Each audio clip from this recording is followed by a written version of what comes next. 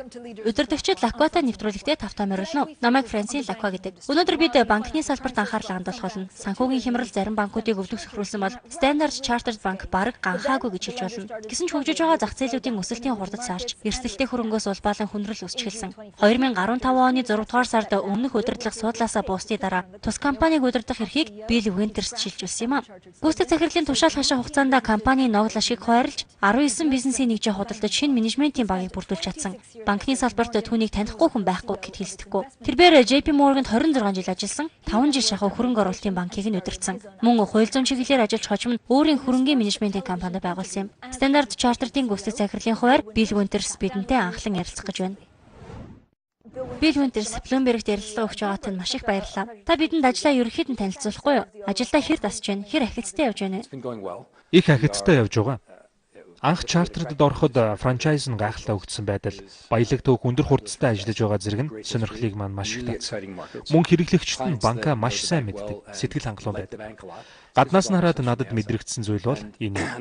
Харин дотор нь ороод бэрхшээлч олон гэдгийг олж мэдсэн. Гэсэн чи ийм том банкнд ажиллах боломж тэр бүр олдохгүй шүү дээ. Би анхнаасаа л хүндрэл тулгархыг нь мэдэж байсан. Мөн гадаад хүчин зүйлсийн нөлөө их байна гэдгийг мэдсэн. Өнөөдөр ингээд харахад энэ компанид ажиллах саналыг хүлээн авснаас хойш 1 жил. Ер нь бол 10 сар өнгөрөөд байна. Бодсон зүйлс бүгд ёсороо биелж байгаа. Бидэнд маш сайн франчайз, асар их боломж байна. Бэрхшээлүүд ч мөн байсан. Би өнгөрсөн 8 дугаар сард хийсэн анхны мэдээлэлээс хойш үннийг нуулгүй. Ажлаа үргэлж нээлттэй тайлгнахыг хичээсээр ирсэн. Мөн бид нухацтай төлөвлөсний дүнд нэлээд том хөтөлбөрийг хэрэгжүүлээд эхэлчихсэн байна. Одоо хэрэгжиж байгаа. Орлого бол муу байна, ашиг бас сайн байна. Гэхдээ бид цөөнгүй ажлыг хийнэ гэдгийг амласан. Хийж ч байгаа. Миний бодлоор зах зээлийн тоглогчид манай ашигыг цаашдаа өснө гэж дүгнсэн байна. Манай үйлчлүүлэгчдийн мэдлэгийг зах зээлийн тоглогчид ч мэдчихээд байгаа. Юу вэ гэхээр бидэнд бизнесийн түн бомон боломж байна. Харин боломжоо ашиглах нөхцөл нь бүрдчихсэн байгаа юм. Алдагдал тооцоолсноос бага байсан. Цаашдаа ч үзүүлэлт таатай байна гэж ойлгож болох уу? Тооцоолсноос илүү сайн гэж шууд хэлж болохгүй байх л да. Манай хувьцаа ёо шиг л дээшилж бас доошилж байгаа. Мөн хөдөлгөөн нь үргэлж бодит үнэн мэдээлэл тулгуурсан байдгүй гэвэл үгүй юм. Бид хэтэрхий олон салбарт хөрөнгө оруулалт хийсэн гэж байна. Мэдээж зарим салбарт арай илүү их анхаарал хандуулж илүүтэй хөрөнгө төвлөрүүлсэн. Гэтэл тухайн салбарууд хамгийн хүнд цохилтонд өртсөн. Бэрхшээлээс айдаггүй, хаширдаггүй хүмүүст мөнгөний хэрэгцээ их гардаг. Надаас өмнө манай багийнхан урьдчилсан байдлаар бэрхшээлийг нь тодорхойлж өгөөд би даасан зээлдэгч болоод салбарын төвшөнд анхаарлаа хандуулсан. Ингээд бид шийдвэр төрж чадсан л да. Бид өөрсдийнхөө портфолио буюу хөрөнгө оруулалтын сагсдаа сэтгэл хангалуун байгаагаа хэлсэн. Бидэнд хийх ёстой их олон ажил бий. Шийдвэрлэх ёстой портфолионын асуудлууд ч байгаа. Гэхдээ ахиц бол харагдаж байна. Ямар тач манай портфолиогийн бүтэц таатай харагдаж байна. Та ногдол ашигынхаа талаар ярихгүй юу? Бууруулахаас өөр аргагүй төрсөн баг. Бид одоогоор ногдол ашиг олохгүй байгаа. Өнгөрсөн хагас жилд ногдол ашигын хувиа бууруулсан. Оны эцэст ногдол ашиг олохоос татгалзаж тэг хөв болгосон. Бид хувьцаа эзэмшигчдээс хөрөнгө оруулалтаа нэмэх боломжтой эсхийг нь лавлсан байна. Гэхдээ 5.1 тэрбум ам.долларын хөрөнгө оруулалт хүсчгээд $700 ногдол ашиг олгоно гэвэл инээдтэй шүү дээ. Гол нь сэтгэлгээгээ шинжлэх цаг ирсэн. Хувьцаа эзэмшигчид ногдол ашиг хүртхийг бол хүсэж байгаа. Бид ч мөн ногдол ашиг тараахыг эрмэлзэж байна. Гэхдээ ашиг хангалттай төвшөнд хүрч, хөрөнгийн чадвар өссөний дараа ашиг хуваарлах саналтай байна. Тэгэхгүй бол ногдол ашигаа тогтмол олгож чадахгүй байдал үүснэ шүү дээ. Энэ жил олгож чадах болов? Боломж бол байгаа. Хувьцаа эзэмшигчид ямар их чухал гэдгийг нь ойлгож байгаагаа хэлсэн. Тохиромжтой үеийн ирэхэд бид цаг алдалгүй ногдол ашигыг тарааж эхлэх болно. Ийм орчин нөхцөлд орлогоо яаж нэмэгдүүлэх бодолтой байна вэ? Энэ өөрөө их том сорилттой л доо. Өнгөрсөн жил дотоодын өрсөлдөөн ширүүн байснаас гадна эрэлт буурснаар санхүүгийн тайлан үзүүлэлтүүдэд хүнд туссан. Харин таатай мэдэнэ гэвэл эхний улиралд хөрөнгийн хэмжээ буурах үзэгдлийг бид зогсоож чадсан. Гэхдээ орлого буурахаа болсон ч доогуур төвшөнд хэвээрээ. Үүний нэг шалтгаан бол бид олон жилийн туршид франчайзда хангалттай хөрөнгө оруулалт хийж чадаагүй явдал юм. Одоо энэ бизнестэй маш хэмжээний хөрөнгө оруулалтыг бид хийж байгаа. Бид үйл ажиллагааны зардлаа 3 тэрбум ам.доллараар танаж бүгдийг нь үндсэн франчайздаа төлрүүлж хийсэн. Бид үтц харилцааны менежмент болоод өрсөлдөөний давуу тал бүхий бүс нутгуудад илүүтэй голлон анхаарч байгаа. Энэ нь орлого бүтээмжээ нэмэгдүүлэх хамгийн оновчтой шийдэл юм л да.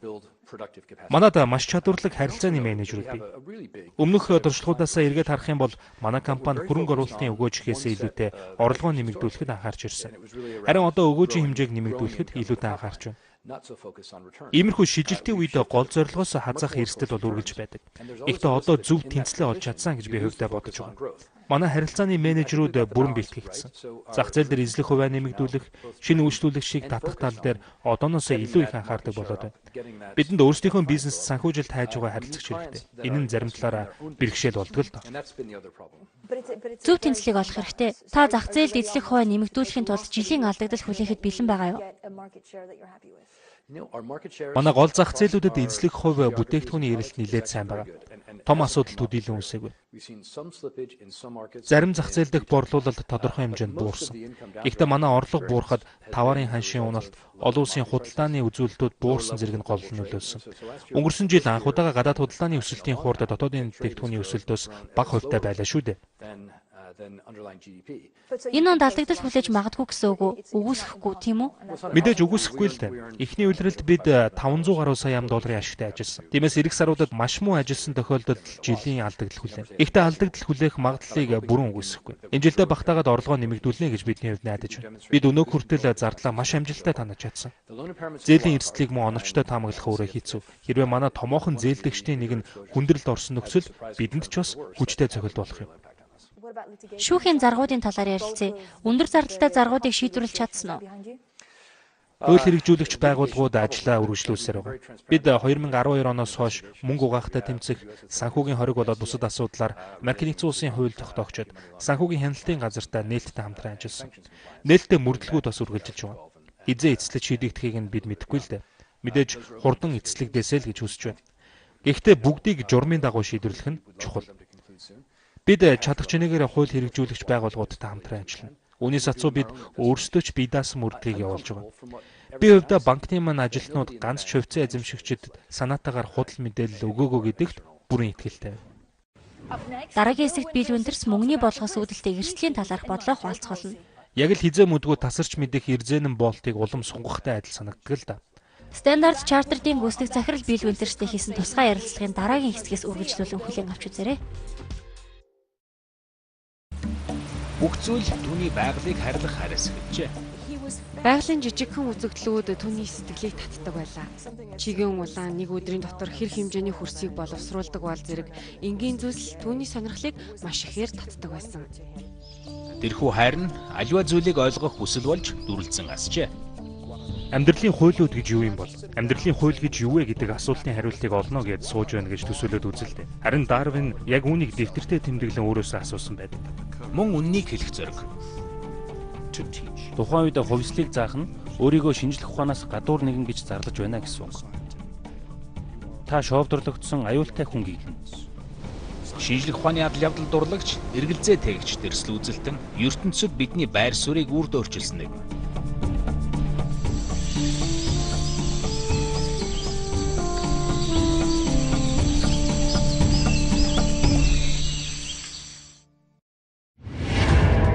Бүхэл цаг үеийн туршид агуу соёл иргэншлүүд гайхалтай бүтээн байгуулалтаар өөрсдийн улмөрийг үлдээсэн байдаг. Цаг хугацааны шалгуурыг даван гарсан инженерчлийн агуу бүтээлүүд.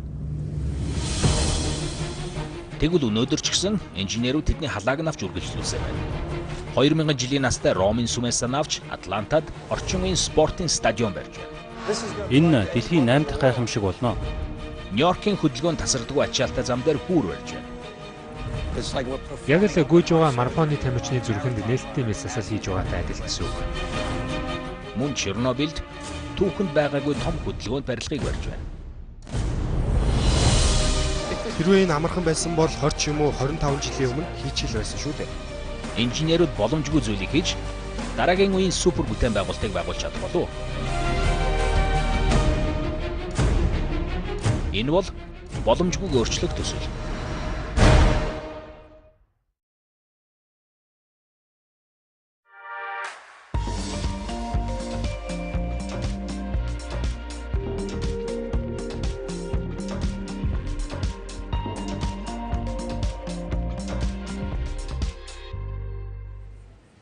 Стандарт Чартерд банкны орлогын дийлэн хэсгийг Аз, Африк болон ойролт орнуудын зах зээл бүрдүүлдэг. Харин энэ зах зээлүүдэд хүндрэл тулгараад байна. Чанаргүй зээл, дэд бүтцийн шинжилэл хангалтгүй хийгдсэн нь хөгжиж байгаа зах зээлүүдэд тулгарах хүндрэлийн суурь болжээ. Би Билл Винтерсээс Хятадын эдийн засгийн төлөвийн талаар асуусан юм. Та 5-6 сарын өмнөхтэй харьцуулахад одоо хятадыг арай өөдрөг үр харж эхэлсэн үү? Эдийн засганд баг зэрэг тогтворж байгаа нь харагдаж шүү дээ.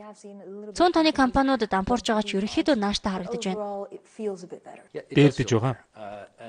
Өмнө нь ч хямралын ирмэг дээр ирчихлээ гэж бодож байгаагүй. Хэрвээ тэгж бодсон бол анхнаасаа энэ ажилд оролцохгүй байсан баг. Өнгөрсөн жилийн сүүлийн сарууд энэ оны ихээр зарим нэгэн бодлогын алдаа гарсан нь үнэхээр харамсалтай. Зах зээлийн тоглогчдод үнэт цаасны валютын зах зээлийн ирээдүйн төлөвийн талаар хангалттай мэдээллийг өгч чадаагүй. Үүнийг тооцвол эдийн засгийн бодит хөдөлгөөн тун сайн байна. Одоогийн үзүүлэлтүүд баг зэрэг буурсан ч ирээдүйн төлөв эерэг харагдаж байна. Тон үзүүлэлтүүд хангалттай сайн байгаагаас гадна үйлчилгээ хэрэглээнд суурилсан эдийн засгийн хэлбэр рүү шилжиж байгааг нь тодорхой харж байна. Том мэдээлэлээс харахад үйлдвэрийн хүчин чадлын илүүдлийг арилгах дорвитой алхмууд хэдийнэ хийгдээд эхэлчихсэн байх шүү дээ. Мэдээж эдийн засаг бодитоор өсөж байна. Гэхдээ дотоодын бүтээгдэхүүний өсөлтөд зээлийн хэмжээ нэмэгдсэн нь баггүй нөлөөлсөн. Зээлийн хэмжээг өсгөх эсхийг бодлого тодорхойлогчид шийдэв. Төв банк болоод томоохон арилжааны банкуд зээл олголтоо нэмэгдүүлснээр эдийн засгаа дэмжиж байгаа. Харин энэхүү 618% өсөлтийн яг хэдэн хувь нь нэмэлт зээл, хөрөнгийн зарцуулалтаас үүдэлтэйг хэлж мэдэхгүй байна. Миний бодлоор өсөлтийн дийлэнх нь эдийн засгийн бодит үзүүлэлтээс шууд хамаарсан байна. Нэмэлт зээл олголтоос хамааралтай өсөлтийг хасч тооцвол 4.5% өсөлт нь дэлхийн 2 дахь том эдийн засгийн мэдээж хангалттай тоо шүү дээ.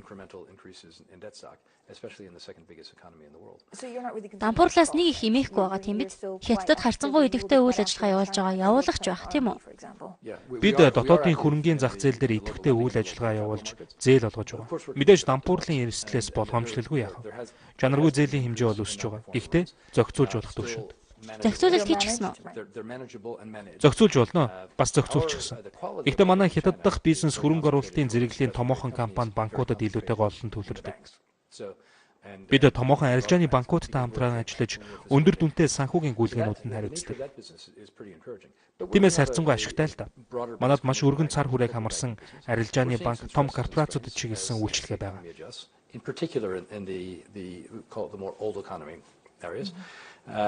But we think this is manageable in the overall scheme of things. Та эндээс ямар гол 3 эрсдлийг олж харж байна вэ? Хятад, Brexit, мөн Европын холбооны шахалт, холбооны нөөцийн банкны бодлогын алдаа, эсвэл зах зээл арилжаалагдж байгаа хөрөх чадвартай санхүүгийн хэрэгслийн хэмжээнээс үүдэлтэй эрсдэл харагдаж байна уу? Мөнгөний болоод төсвийн бодлогын урт хугацааны нөлөө голлон анхаарал татаж байна. Мэдээж бүс нутгаас хамаарад бодлогын нөлөө харилцаа адилгүй л дээ. Энэхүү урт хугацаанд үргэлжилсэн бодлогын чанартай арга хэмжээнүүд зах зээлийн тэнцвэрийг алдагдуулж байгаа. Яг л хизээ мэдгүй тасарч мэдэх эрзэнэн болтыг улам сунгахтай айл санагддаг. Банкуудын заавал байлгах нөөцийн хэмжээг нэмэгдүүлэх шахалт нь гинтийн шокод бэлэн байлгах зорилготой. Гэхдээ энэ шахалт нь өөрөө макро түвшинд давхар асуудлуудыг дагуулж эхлэх байна л да. Яг ямар шок гэж? Эдийн засгийн хямрал уу, эсвэл хувьцааны арилжааг зарцаах эрсдэл үү? Эсвэл товарын ханшаас үүдэлтэй эрсдэл байна уу? Жишээлхэд томоохон арилжааны байгууллага дампуурлаа залгах ч юм уу? Эрсдлийг хизээч үл тоож болохгүй. Гэхдээ бид зах зээлийн эрсдэлд тийм их санаа зовхгүй байгаа. Өнгөрсөн онд Европ, Японы төв банкны мөнгөний бодлогоос үүдэлтэйгээр баг зэргийн савлгаа ажиглагдсан. Гэхдээ төв банкны бодлогын зах зээлд үзүүлэх бодит нөлөөлөл одоо улам буурсаар байна. Төв банкны сөрөг хүүгийн бодлого хүлээж байсан үр дүнг авчраагүй. Харин ч эсрэг үр дагавар дагуулах шиг болсон. Одоогор бид сөрөг хүүгийн бодлогын үр нөлөөг мэдэхгүй. Хэрхэн төгсөхийг хинч мэдэхгүй. Тиймээс ч бид болгоомжтой байж нихур хандах хэрэгтэй. Манай энд сэтгэл амар сууж байгаа шалтгаан нь хангалттай хөрөнгө бүрлүүлж чадсны дээр манай хөрөх чадварч сайн байна. Гэхдээ ерөнхий бэлтгэлээ хангасан ч чухам ямар эрсдэлтэй нүүр тулахыг одоогор хэлж чадахгүй. Таны түрүүнд дурдсан өөр олон бодит эрсдлүүд байгаа. Холбооны нөөцийн банк мөнгөний бодлого чангатахтай зэрэгцээд хятадын тал ойлгомжгүй бодлого хэрэгжүүлж хийсэн нь хөрөнгөний зах зээлийн тоглогчдыг бүхэлд нь болгоомжлоход хүргэж байгаа юм л да. Janet Yellen бодлогын шийдвэр гаргахдаа нэлээд хүлээцтэй хандаж байна. Хэрвээ эх өдрүүд эх саруудад Janet Yellen илүү эрчимтэй арга хэмжээ авч эхэлвэл хөгжиж байгаа зах зээл зээлийн нөхцөл яаж нөлөөлөх вэ? 1-2 жилийн өмнөхтэй харьцуулахад хөгжиж байгаа орнууд бодлогын хүүг нэмэгдүүлэх шийдвэр тарьцангуй бэлтгэлтэй байна. Гэхдээ өнгөрсөн он болоод энэ оны эхний хагас зах зээл дээр ажиглагдсан савлгааг харах юм бол бодлогын чанартай маш жижиг шийдвэр асар том өөрчлөлтийг дагуулдаг болохыг харж байна. Тиймээс холбооны нөөцийн банк тун болгоомжтой хөдлөх хэрэгтэй. Энэ онд магадгүй 1 эсвэл 2 удаа бодлогын хүүг нэмэх байх. Гэхдээ зах зээл бодлогын шийдвэрээс үүдэлтэй савлгааг даах чадвартай гэж би хувьдаа үнэлж байна. Таварын ханш өсгөө буурах уу? Look, we've had a good run back up. Одоо ч газрын нутгийн нийлүүлэлт эрэлтээсээ давсан хэвээр байгаа. Бусад таварын хувьд эрэлт нийлүүлэлтийн харьцаа харьцангуй тэнцвэртэй. Гэхдээ цаашдаа эрэлт өснө гэж тооцож байна. A reasonable equilibrium for this supply bracket. But we continue to have growing demand. Эцсийн дүндээ Хятадын эдийн засгийн 6.8% өсөлт бодит өсөлт үү аль эсвэл зээл олуулалтыг нэмснээс үүдэлтэй хөөсрөгдсөн тоо юу гэдгээс үл хамааран хангалттай өндөр үзүүлэлт. Хятад Америкийн нэгдсэн улс цаашлаад Европын газрын тосны эрэлт ажмарч гэсэн өссөөр л байна. Цаашдаа нийлүүлэлтийн илүүдэл бол буурна. Өндөр зардалтай олборлогчид нийлүүлэлтийн хэмжээг буулгаснаар таварын ханш догторжиж цаашдаа өсөх болно. I think we'll see a stabilization of commodity prices around this level with an upward bias. Таны сайн хэлснээс ажвал аль зах зээлээс хамгийн өндөр хүлээлттэй байна вэ? Олон улсын түвшинд харуул Хятадын эдийн засаг өсөж байгаа ч хурд нь удаашрсан. Дэлхийн өнцөг булан бүрдэх төв банкуд маш олон арга хэмжээ авсан ч өсөлтийг хангалттай дэмжиж чадахгүй л байна. Сайн мэдээ нь өнөөгийн банкны системийн эрсдэл даах чадвар нэмэгдсэн явдал. 3, 5, 6 жилийн өмнөхтэй харьцуулахад хөрөнгийн хэмжээ нэмэгдснээс гадна хөрөх чадвар сайжирсан. Хөрөнгө оруулалтын сангийн бизнес хөшүүргээс шууд хамааралтай байхаа өссөн. Хөрөнгийн зах зээлийн ерөнхий төлөв өөрөө сайн байна. Өмнөхтэй харьцуулахад системийн зочрлыг шингээх чадвар сайжирсан гэсэн. Дэлхийн хэмжээнд үү? Дэлхийн хэмжээнд. Америкийн нэгдсэн улс Европын тухайд Мөн адил Америкийн нэгдсэн улсын банкуд бусдаасаа төрүүлж үйл ажиллагаагаа жигдэлсэн шүү дээ. Европын нөхцөл байдал айжмаар дээрдэж байна. Их Британи бол энэ хоёрын дунд яваа. Миний хувьд компанийнхаа өнөөгийн байдал сэтгэл хангалуун байгаа. Английн төв банкнаас өнгөрсөн жил явуулсан стресс тест манай байр суурийг бидэнд баттгаж өгсөн. Энэ жилийн стресс тестийг ч мөн адил амжилттай давна гэдэгтээ итгэлтэй байна. Үүний дараагаар бизнесээ хэвийн өргөжлүүлнэ. Энэ бол эхний сайн мэдээ. Харин хоёрдугаарт дэлхийн дийлэнх орнуудын эдийн засаг өөрөө өссөөр байгаа. Өмнөхөөс удаашрсан ч өсөлт үргэлжилж байгаа гэдгийг онцлох хэрэгтэй. Өмнөх шигээ хурдан өсч чадахгүй байгаа. Ирээдүйн төлөвийг харах юм бол зарим бүсэд хүн амын өсөлт ч сайн байна. Хятад улсад богино хугацаанд бол асуудал үүсэхгүй. Харин урт хугацаанд бэрхшээлүүд бий. Гэхдээ Азийн бусад орнууд, тухайлах юм бол энэтхэг зүүн Африкийн орнууд маш хурдцтай хөгжиж байна. Товар экспортлогч Африк, ойролт орнуудын орнуудад бага зэргийн бэрхшээлүүд тулгарч байна. Гэхдээ хүн амын өсөлт өндөр байгаа нь цаашдаа дэлхийн дотоодын нийт техникийн өсөлтөд ихээхэн түлхэж үзүүл. Том аюул дагуулж мэдэх эрсдлүүд бол бий. Маш олон эрсдэл байдаг шүү дээ. Тиймээс ч бид эдгээр эрсдлүүдэд бэлэн байх хэрэгтэй. Нөгөө талаас нь олон улсын эдийн засгийн өсөлт удаашрч илүү тогтворцсноор санхүүгийн системийн эрсдэл даах чадварыг нэмэгдүүлэх бүрэн боломжтой. Та валютын ханшийг дурдлаа. Ам долларын өсөлтийн үе өндөрлж байна уу? Тэгж хэлэхэд эрт байна л да. Ам долларын ханш нь эдийн засгийн эрсдлийн үнэлгээнээс өөрөө шууд хамааралтай. Өнгөрсөн 1 жилийн хугацаанд тодорхойгүй байдал үүснэ нь ам долларын ханш чангарах шалтгаан болсон. Америкийн нэгдсэн улсын бодит эрсдлийн түвшин буурахад долларын ханш чангардаг шүү дээ. Risk aversion, and I think that would give the dollar some legs. Таныхоор бол валютын ханш цаашдаа савлах хүлээлттэй байна гэж үү? I am expecting Энэ оны сүүлийн сарууд эх оны ихээр нэлээд савлах болов. and probably into next year. Тун удахгүй Bill Winters Standard Chartered-ийн амжилтыг хэрхэн тодорхойлж байгаагаа хуваалцсан. Бид асуудлуудаа тодорхойлно. Ил тодор мэдээлнэ. Мөн хэрхэн шийдвэрлэхээ тодорхой мэдэгдэх болно. We're going to let you track it. Standard Chartered-ийн гүйцэтгэх захирал Bill Winters-тэй хийсэн тусгай ярилцлагын үргэлжлэлийг тун удахгүй хүлээн авч үзнэ үү? Зах зээлийн мэдээллийг зөвхөн Bloomberg цогцоор нь танд хүргэх болно. Уул уурхай, үл хөдлөх хөрөнгө, эрсдлийн үнэлгээ, ирээдүйн хилцэл. Ол зах зээлүүд төдийгүй дэлхийн 73 улсад 3000 гаруй шинжээчдийн судалгаа илтгэлийг нэгтгэн та бүхэнд хүргэх боломжтой. Телевиз, дижитал мэдээллээс гадна зах зээлийн цогц судалгааг хийж танд үйлчилж байна. Бусдаас төрүүлж сэтгэхийг, бусдаас төрүүлж авахыг хүсэж байна уу? Тэгвэл Bloomberg-ийг сонго. Bloomberg-ийн цогц анализын үйлчилгээ.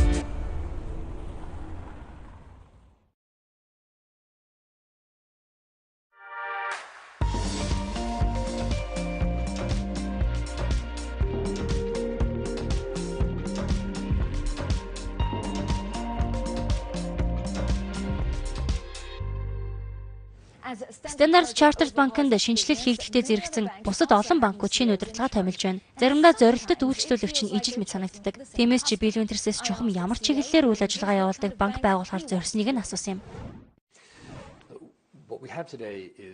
Манайх хувь хүн чинэлэг компаниудын аль алинд нь үйлчлэг үзүүлдэг. Аз, ойрхон орнууд, Африкийн зах зээл дээр санхүүгийн гүйлгээний үйл ажиллагаа явуулдаг томоохон банк болж чадсан. Бид маш сайн франчайзыг эхлүүлсэн. Ирээдүйд энэ зах зээлүүдэд үйл ажиллагаагаа хийхэд ямар үйлчлэгэнд анхаарах вэ гэдгийг бид нухацтай бодолсон л та. Тэгээд хэрэглэгчийн банк, арилжааны банкны үйл ажиллагаанаас гадна бизнес хэрэглэгчдэд чиглэсэн үйлчлэгийг ирээдүйтэй гэж дүгнэсэн. Тиймээс ирээдүйд үйл ажиллагаагаа улам чанаржуулж, өнөөгийнхөөсөө давж ажиллана. Өнгөрсөн онд бид 19 бизнес нэгжээ худалдсан. Яг одоо ч хэд хэдэн бизнес худалдахаар мөн зөвлөлдөж байгаа. Харин үндсэн бизнестэй нэмэлт хөрөнгө оруулалтыг сөрүүлээд хийж эхэлсэн. Тиймээс манай бизнес зам ёсны дагуу өсөж байна. Өнөөгийнх шиг үйл ажиллагааны хяналтаа чангатгаж байгаа нөхцөлд энэ бол зөв шийдвэр гэж би бодож байгаа. Гэхдээ мэдээж ирээдүйд гинтийн боломжууд гарч байна. Тиймээс ч бэлэн байх ёстой. Би өрсөлдөгчдөө худалдаж авахын оронд үндсэн бизнесээ батжуулахад илүүтэй анхаарч байгаа. Тэгвэл одоо ямар үр дүн хүлээж байна вэ? Барууны орнуудаас илүүтэй Азийн зах зээлийг сонирхож байна уу? Бид нөөц бололцоогоо бүрэн ашиглах орчин нөхцөл бүрдүүлэх хэрэгтэй. Үүний тулд нэн тэргуунд суурь бэхжүүлж, хөрөнгийн хэмжээ төрөлжилтөө нэмэгдүүлэх шаардлагатай болсон. Одоо бол манайх зах зээл дээр байр суурь олж чадсан. Хоёрдугаар хяналтаа чангатгаж, эрсдлийн хяналт, зардлын хяналт, санал хомдол барагдуулах ажиллагаагаа сайжруулах хэрэгтэй. Аз улсад байгууллагын маань соёл, ажлын онцлогт маань маш сайн нийцсэн. Харин эргээд хариуцлага тооцохдоо жаахан таарав. Тиймдээ ч багасаа асуудлууд алстаа том алдаанд хүрэх тохиолдлууд гардаг л да. Өнгөрсөн жилийн санхүүгийн тааруу үзүүлэлт үүнтэй бас холбоотой. Жижиг алдаа том асуудал дагуулдаг гэдгийг онцлоё. Тиймээс ч маш хянуур, алхам бүртээ анхааралтай ажиллах хэрэгтэй. Ухаалаг хөрөнгө оруулалт хийх, гол давуу талаа ашиглаж урт хугацаанд франчайзing үн цэнэ хадгалах нь өөр хамгийн чухал юм. Та яаж илүүдэл зарлаа танахын зэрэгцээ үйл ажиллагаагаа чанаржуулж байна вэ? Манай хувьцаа эзэмшигчид бидний дэвшүүлсэн саналыг нааштайгаар хүлээн авч тэмцсэн. Бид өнгөрсөн онд ирэх 3-5 жилийн хугацаанд хэрэгжих стратеги төлөвлөгөөгөө танилцуулсан л та. Таварын ханш, хүүгийн төвшин, доогуур орчинд ашигтай ажиллаж амаргүй гэдгийг би тэнд нээлттэй хэлж чадсан. Мөн энэ нөхцөлд 3 жилийн дараа 8%, харин 5 жилийн дараа 10% өгөөжтэй ажиллана гэдгээ хэлсэн. Энэ нь ч тийм ч өндөр тоо биш л дээ. Мөн хувьцаа эзэмшигчдэд 5.1 тэрбум $5 нэмэлт санхүүжилт татахыг хүсэж байна гэдгээ хэлсэн. Богино хугацаанд бид үүнээс илүүг амлаж чадахгүй. Харин урт хугацаанд бид бодит үн цэнийг бий болгож чадна гэдгээ хэлсэн. Энэ нь манай компани үйл ажиллагааны онцлогтой шууд холбоотой. Үүний дараагаар хувьцаа эзэмшигчдийн маань 90% энэ гэрээн дээр гарын үсэг зурсан. Надаас эхлээд манай удирдлагын багийн гишүүн бүр гарын үсэг зурсан. Бидний олонх нь өөрийн мөнгөөр хувьцаа худалдаж аваад зогсохгүй. Энэ оны цалингийн урамшууллынхаа оронд компанийнхаа хувьцаа авахыг зөвшөөрöd байгаа. Тиймээс өнгөрсөн оны 11-р сард баталсан зорилтоо биелүүлэх хэсэг нь манай удирдах ажилчдын нийт цалингийн хэмжээг шууд тодорхойлно гэсэн. Би зөвхөн компани дээд албан тушаалт 2 хүний тухай биш, 150 гаруй удирдах ажилтнуудын тухай ярьж байгааг та бүхэн санаарай. Урамшууллын системээ өөрчилснөөр удирдлагын баг хувьцаа эзэмшигчтэй ижил сэтгэж эхэлсэн гэхэд болно. Бид өөрсдийнхөө хөрөнгөөр дэнчин тавьж, зорилттой хүрч чадна гэх амлалтыг өгсөн. Гэхдээ мэдээж үүнд бол хугацаа хэрэгтэй л дээ. Азийн хөрөнгийн менежментийн зах зээлийн өрсөлдөөн маш ширүүн. Тийм ээ үнэн. Таны онцлог ялгаа юу вэ? Таны бодлоор энэ зах зээлд үйл ажиллагаа явуулдаг олон компани байна. Нөгөө талаасаа компаниудын зорилтод хэрэглэгчид ялгаатай. Тиймээс зах зээлийн тоглогч бүрт мэрэгчиг чиглэл бий. Офшор дансны чанартай үйлчлэгээтэй асар их хөрөнгө төвлөрүүлсэн харьцангуй сонголтод үйлчлүүлэгчтэй Швейцарын томоохон банкудад ч өөрийн зах зээл бий. Гарааны бизнесүүдэд санхүүжилт олгох орон нутгийн банкуудын ч хэрэгцээ байгаа.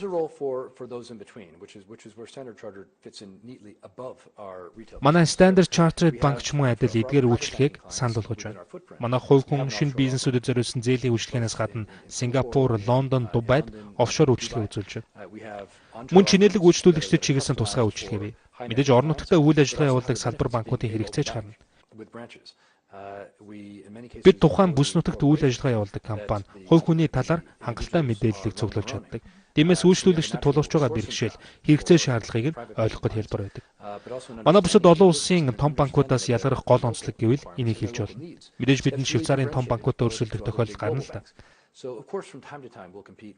Таиланд, Филиппиний дотоодын банкудтай ч хүч үзэх тохиолдол бий.